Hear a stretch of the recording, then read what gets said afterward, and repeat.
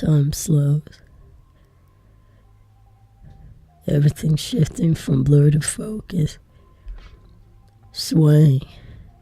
Detaching me from what's real. Disconnecting me from the present. Catching me off guard and cutting the air from my lungs. I don't know what I'm hearing. I don't know what Kai's saying, or if I heard him right at all. Sounds phasing in and out from muffled noises to high-pitched deafening quiet. 10 seconds ago, this entire courtyard was filled with noise. Me screaming, her sprinting, people passing us by, living their lives outside of our chaos.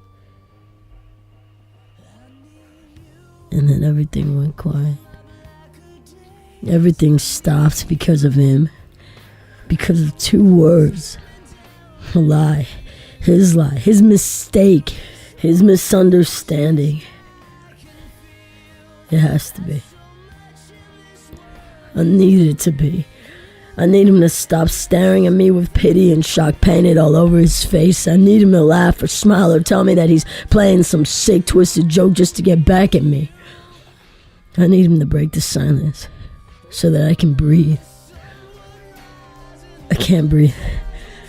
I try sucking in a mouthful of air, but it dies in my throat. My chest is burning, like there's too much oxygen inside it, but nothing feels like enough. The tree-lined courtyard tilts off its axis and takes me with it, so I grab onto Kai to stay on my feet. He throws a hand around my shoulder to keep me steady, leads me over to the nearest bench and sits me down. The second I hit the seat, I feel like I'm sinking through the floor. I drop my head into my hands and dig my nails into my skin until it hurts. The pain pulls me out of my free fall, Kai's voice pulling me back to reality, back to myself, or whatever's left of me. He glances over with that same twisted look on his face and says something to me. Something that sounds a lot like the same bullshit the paramedics told me when they found me upside down and bleeding under my Wrangler. It didn't save me then. It won't now. Elias, breathe. I need you to try to calm down so that you can breathe, man. Kai places his hand in the middle of my back like it'll stop the adrenaline that's racing through my veins. But it doesn't. The tension in my chest tightens like a rubber band, and the second he touches me, it snaps. I shrug him off because it's all I can do, because I hardly have it in me to move anymore, much less fight him. I don't need to do anything. The only thing I need is for all of this to stop. For you to take back what you said. He stares at me like I'm not making any sense when he's the one making up stories and trying to pass them off as truth. If any part of what he's saying is true, she would have told me. She would have fucking told me. Elias, I'm so sorry. You mentioned the baby and I thought you knew. She promised that I don't know anything, Kai. I don't know why you're sitting there lying to me. I don't know why you keep showing up when neither of us want you to. And I don't know why you'd say something like that to me. Is this your idea of a joke? Because it's not fucking funny. Kai recoils from me like a snake, but I don't give a shit. Maybe he's not used to getting called out like this, but it's about time somebody did. I barely got a word in with the guy the last time we squared off. I let him get a cheap shot in for Jersey's sake, but this time around, I'm not holding anything back. No mercy, no filter. Look, regardless of what you may think of me, I wouldn't do something like that to you or her. You wouldn't. He's right. He always has been. The right guy, the right option, Mr. Fan-fucking-tastic. The only person who's ever been the bad guy when it came to Jersey was me. I'm the one who sent her packing in the middle of the night. I'm the one who left her. I'm the one who's been tearing her life apart since the day she met me. But the damage I've done can't be as bad as what he's saying. It can't be. Please, God. Don't let it be. Then what's this about, huh? Her leaving you for me? Me chasing after her because I'm not sorry. I'll never be sorry when it comes to taking her away from you. The words come out of my mouth all wrong, but it's too late for me to swallow them. They twist and bend themselves out of shape to the point where I can't even believe that I said them, or that part of me meant them. Kai's whole body stiffens up as my version of the truth settles into the couple inches of space separating us. I almost beg him to react, to say something or do something explosive so I have an excuse to explode right back. But he just takes it. Or maybe he doesn't. I don't know. I can't read him. On the outside, he looks like the picture of patience and peace and perfect calm. Of every single good thing I'm not. And I want to hate him for it. I want to release the pressure building up in my fist by sending them crashing in his pretty boy jawline. But the truth is, I'm not even angry at him. I'm angry at me. I'm angry at the fact that this is what my life has become. A combination of jealousy and sadness and doubt. Struggling to get by while he's just living. He's in control. Maybe that's always been the difference. He's a man, and I'm a boy. I'm still the kid with 1,000 questions while he has all the answers. Even the ones I'm not ready to hear.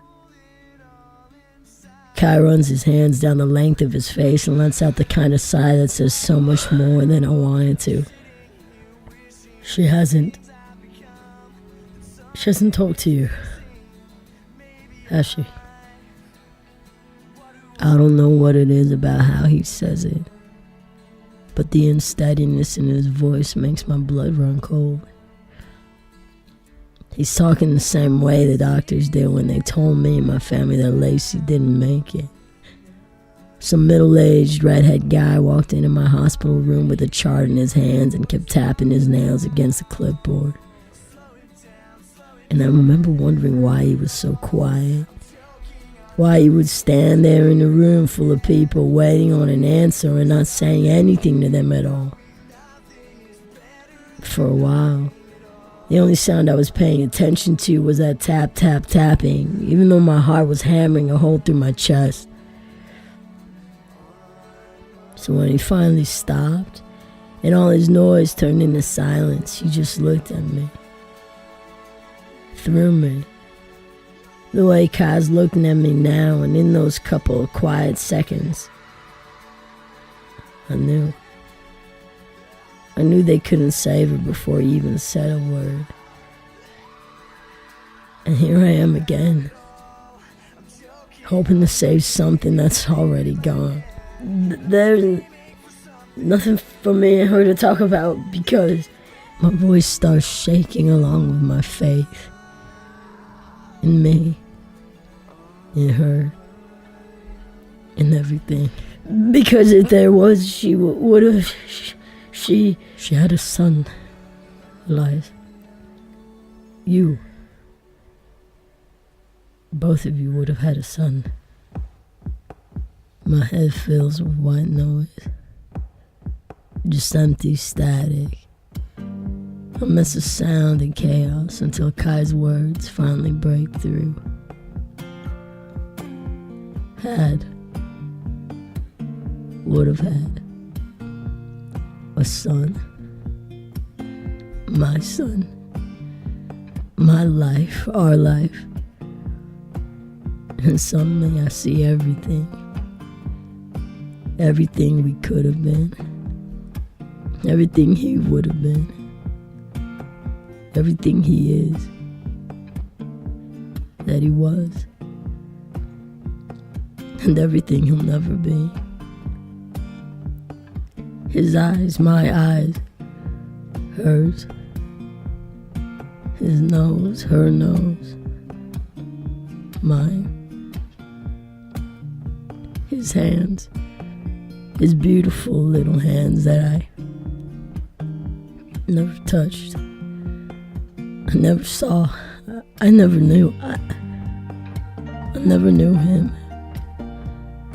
I'll never get to know him. And now there's nothing left to know.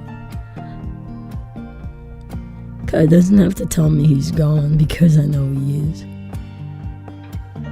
I feel him missing. I felt him missing through her. This whole time he's been the part of her that I couldn't reach, that I couldn't fix. All of her holes, all of her emptiness, all of her pain in silence. All of it was because she spent all this time living without him, without me, without a family, without our family. And somewhere in the middle of those 365 days, 52 weeks, 8,760 hours, we, the three of us, became two. Because we lost our little one. Elias, I'm sorry. I honestly thought that you knew. I stand up and back away from him because I can't handle the conversation anymore. I have to go. Sorry, I just have to go. The world flies by lightning fast. I don't know how I get to the dorm or up the stairs or onto the third floor because it happens in a blur.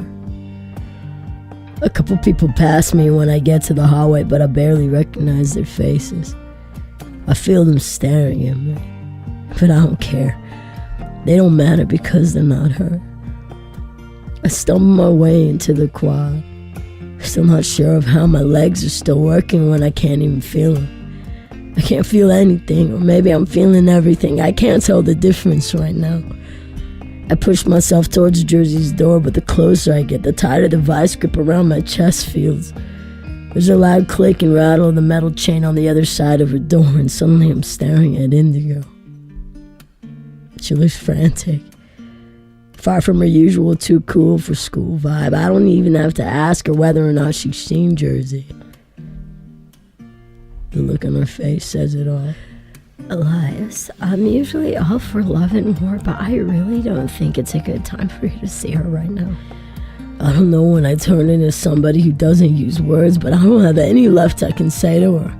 I don't agree or disagree or not. I just try gently pushing past her tiny frame like I haven't heard a word she said. My heart's not listening to anyone or anything anymore. Hello? Earth to Elias, did you hear what I... 2 steps away from the door, my legs stop working and my body just quits. My knees hit the carpet, then my hands, until I'm down on the floor like a child, struggling not to let the weight of what's happening crush me into the ground. Indigo, please, please let me through. I need to see her. I need to talk to her. You don't know what I did. You don't know what she... I let out this sound, and it's so hollow and broken that I don't recognize it. And my eyes are stinging and my throat's doing that thing where it's shrinking to a size that makes breathing impossible, and I'm dizzy because there's just not enough air.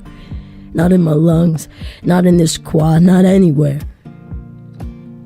Indigo's hand brushes against my shoulder, but it doesn't calm me down. She keeps asking me what's wrong, but I can't answer. I can't even look her in the eye because I can't see. My eyes are drowning with the kind of hurt I used to hide in highs and late nights with strangers. Now the pain's here to stay. It's here and it's ripping through me like a hurricane. I gasp in a breath and force the hollow howling sound that's been spilling out of my mouth to stop for a couple seconds so I can speak. She was alone. I left her alone. I left them, both of them. I didn't know. God, I didn't know. I'm crying. And it's loud. And it's awful. And Indigo's staring at me horrified. Like she doesn't know what to do except reach out and hold me. I collapse into the shoulder of her oversized t-shirt because I don't know what else to do. Indigo's been in this space with me before, standing in the eye of the storm, picking up my broken pieces. And before I know it, she's doing it all over again. Helping me to my feet, opening Jersey's door and ushering me inside without another word. She doesn't ask any more questions. She doesn't follow me. She lets the door close behind me and stays on the other side of everything. She's always been, just keeping the balance like she always has. I don't get a chance to thank her before she disappears. But even if I could have, this one's bigger than I can say.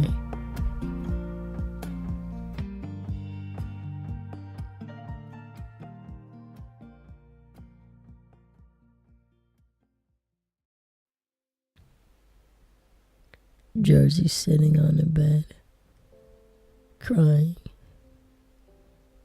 Her voice is so soft that you miss it if you weren't paying attention. But she has mine. Complete and undivided. I stand there for a couple seconds, not sure of what to do, and just watch her. I watch this beautiful mess of a woman, letting tears silently roll down her cheeks as she stares out the window and nothing. And that's when I finally see it. Everything she is, everything she's carried, everything we've kept hidden, finally forcing her to let down the guard she's had up for so long. She's a meeting of opposites. A picture of strength held together by all her fragile pieces. Maybe she's watching memories play out on the glass pane. Maybe she's just trying to survive it. Us. Trying to survive me, my secrets, the way I'm trying to survive hers. I fight against the rope tied around my lungs, sucking a breath of air and say her name. The name her parents gave her before she met me. Before she was my Jersey. And I don't do it because I'm letting her nickname go. I do it because I'm scared of seeing the moment when she won't answer to it anymore. Maybe after all we've done to each other, this is that moment. Alex, I say, and it's almost a whisper. She startles at the sound of my voice and then wipes the tears away from her eyes before she turns to face me. Her hair's everywhere, stuck to her face, spilling down her shoulders, brushing the edge of the blanket she's all wrapped up in. She looks so much younger, bare-faced and raw and honest. Finally honest. Finally vulnerable. The state I've been begging her to let me see her in, and now that she's finally hit that point, I regret ever asking to see her like this in the first place. Because I never wanted to see her this hurt, this small, or this broken. And I never wanted it to be because of me. How are you in here right now? I told Indigo not to let anyone in. And I told her that I needed to talk to you. I say it like I'm almost confident. Like we're just having another one of those fights that I know we'll make it through despite how bad things are. But it's all an illusion. Maybe it's the atmosphere that makes me slip out of reality for a few seconds. The cinnamon incense in the air, the still half-packed suitcases on the floor. The piles of clothes spilling out of her dresser drawers. Her chaos. Her always crooked sheets. Her smell. Everything that makes her her nearly pulls me out of the present and back into past afternoons where I could just climb into bed and hold her. Back to the days when I'm sorry was enough. But then I remember her running away from Darius, from Tanner, from Callie, and from me. And then I remember him. And I'm drowning all over again. I'll sit down on the edge of her bed, not because I choose to, but because my legs can't hold my weight anymore. I feel Jersey shift on the mattress and move towards me, then retreat back. like a king on a checkers board, making mistakes and then taking them back before she loses. But everybody's lost this game. Elias, go. I can't do this right now. I don't want to see you or talk to you, so please just go. I need you to go. Her voice is shaking the way it always does when she wants the world to believe that she's stronger than she actually is. But I don't buy it. I'm not falling for a tough girl act anymore now than I did when she walked off that plane. She wasn't any different from me then. She isn't now. I turn around and look at her dead on so she sees everything that's wrong. So she sees that I have no intention of leaving her now or ever again. I'm not going anywhere until you... My voice hitches in my throat. Until you tell me what happened to you. Everything that happened to you. I don't want to talk about this. That isn't fair. You know everything I did and where I was and who I was with, but I don't know anything about you. Apparently I don't know anything about anything because you don't talk to me. Jersey bites her bottom lip like she's trying to hold back a tidal wave, and I wish she'd just let go. I wish she'd stop stonewalling me to where I can't even reach her. But she's building a castle a mile high to keep me out. I see it in her eyes before she even says anything. Are you really making this about me right now? After what your friend just said out there? What? Am I just supposed to forget the fact that you could have gotten another girl pregnant, forgive you, and just jump right back into my history? That's not how this works, Elias. I'm not taking avoidance for an answer anymore. Then how does it work? I have to air out all my secrets, but you get to keep yours? Sorry, but that's bullshit. You don't get to do that anymore. You don't get to hide things from me anymore, especially when your secrets involve the two of us. I don't know what you're talking about. Really? Because Kai seems to. Apparently he knows everything I don't. Care to explain how that happened? Or should I call him in here to help you communicate? Get out. No. She gets up off the bed and points me towards the door. My heart's beating so fast that I feel a pounding in my veins. I said leave. I can't do this, Elias. I can't do any of this with you anymore, okay? I want you to leave me alone. Her voice sounds the way my mom's used to on nights when she'd break down in front of Tanner. I wasn't supposed to hear her crying. She always tried to keep a brave face on in front of me no matter what Dad was doing. No matter how badly he hurt her. She'd keep on pretending for my sake. But I never wanted her to. I wanted her to be real with me, even if her real was ugly and terrible. I just wanted the truth. And that's all I want now. But I don't know if she'll give it to me. You don't get to quit like that. You don't get to walk away. Why not? You did. You left me alone. You left me stranded on a beach without telling me anything except for what you wrote in that bullshit text. I lied. What the hell was I supposed to do with that, Elias? You disappeared and all I had were those 2 words. 2 stupid words that I read over and over again for months, trying to understand, trying to figure out if everything you said and did was a lie, because that's what it felt like. You took my virginity and walked just so you could run back to Mindy. I fail to choke back the bitter laugh that comes spilling out of my mouth. Is that what you think?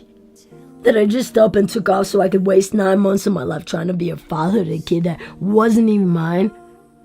I thought about you every fucking day, but you still think this is about Mindy? It was always about Mindy, or Lacey, or your almost daughter. I don't trust you, Elias. I can't trust you. You act like everything you've done should just earn you back a relationship, but that's not how life works. You can't just leave me for another girl, disappear into rehab, and then magically reappear expecting me to understand you? I don't understand you. Not at all. Maybe I never have. I never wanted to leave you. I never wanted her. Tanner forced me to get on that plane. Did he force you to lie too? You could have said something, Elias. I didn't have a choice. You know where I would have been if I had. She stares me down from across the room, which suddenly has turned into a war zone. How was I supposed to know that back then? Tell me, what else was I supposed to think? You left me alone. Stranded with my parents, struggling to explain the boy who was there one minute and gone the next. You made me feel completely worthless. As worthless as I'm feeling right now. Don't do that. Don't you try to turn everything we are into nothing because you know that that's not what this is. I'm sorry. Even though saying it won't make a fucking difference now, I'm sorry. But that's a little late, Elias. I needed you to be sorry when you left.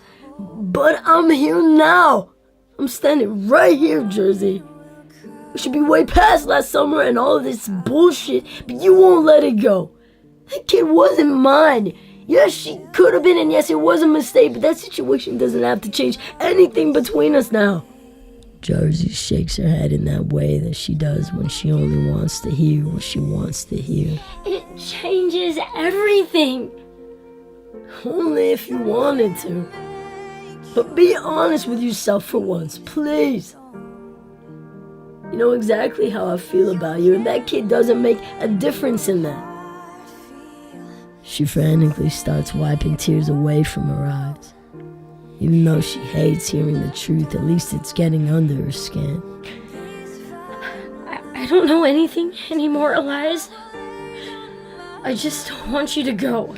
She crosses the room in a blur, grabs me by the shirt and tries to pull me off the bed. I stand up but keep my feet rooted to the floor despite her. She tries forcing me to the door, but I don't let it happen. Instead, I let her lose control. I let her beat her hands against my chest over and over again until she doesn't have it in her to fight me anymore. Please, just go. Not until you tell me the truth. Sobs sneak up into her throat and nearly choke the words out of her. What truth, Elias? That I was in love with you back then? That I still am now? Is that what you want to hear? Because there it is. It's always been you. And it's killing me because I wanted so much for us. I wanted so many things to be different, but it doesn't even matter because all you've done is let other people destroy us. Guilt sucker punches me in the chest, but then resentment fills in the space where the air slipped out. It wasn't other people who destroyed us, Jersey. Shock washes over her face for a split second, and then anger takes its place. So it's my fault that we're here? I didn't say that, but some ugly part of me meant it. You might as well have. What did I do wrong, Elias? I wasn't the one who left. I wasn't the one who... You hid things from me. You're still hiding things from me now. Who are you to even accuse me of that when I just found out about your situation with Mindy? Me hiding things, Elias? A total stranger had to tell me what you didn't have the balls to. I walk away from her because if I don't, I'm gonna break down completely. I start pacing across the couple feet of space in the room, but she follows me step for step, testing me, pushing me closer to the edge than I want to be. I had my reasons, just like you have yours. She bristles and I wait for her to finally say it, to finally open her maze of a mouth and tell me the truth. But she dodges it. Again. What reasons could you possibly have? If you just told me about Mindy, we wouldn't be here right now. I could have forced myself to get over you right after you left. I could have saved myself from months of playing out everything we did together and torturing myself with thoughts of you. I could have moved on and had my life back. But instead of doing any of those things, I stopped living. I couldn't contact you or Callie or Tanner. No one told me where you were. You'd have been dead, Elias, and I wouldn't have known. You were just gone. Everyone was gone. Don't you think I know that? I spent every day since Baltimore hating myself for what I did to you, Jersey. How do you not see that? I could spend the rest of my life apologizing to you, and it wouldn't be enough. And you're right. I should have called you when I got out of rehab. I should have told you about Mindy after I realized the kid wasn't mine, but I was scared. Of what, me? Of losing you. I take her by the shoulders, hoping to God that she'll just look at me. But she keeps her eyes fixed on the floor. You would have lost me anyway. Her words come out cold and sharp like 10,000 little razor blades. And she stands there watching me, waiting to see if I'll run from her, if I'll finally bleed. But I don't. I break out the truth instead. Like you lost him. Jersey makes his face like she's just stepped out in the cold. Her eyes start fluttering a mile a minute. All the color drains out of her cheeks and the fire in her spirit flickers out. Her face goes from flush to gray all of a sudden, every inch of it blank and hollow like her eyes are. And then, in the sliver of a second, I see the spark of a realization light up in her eyes and leave them flooded with tears. What are you talking about? She asks the question like the answer hasn't been living in her for all this time. Eating away at her the way it's eating away at me. So I give her an answer she can't hide behind anymore. Our son.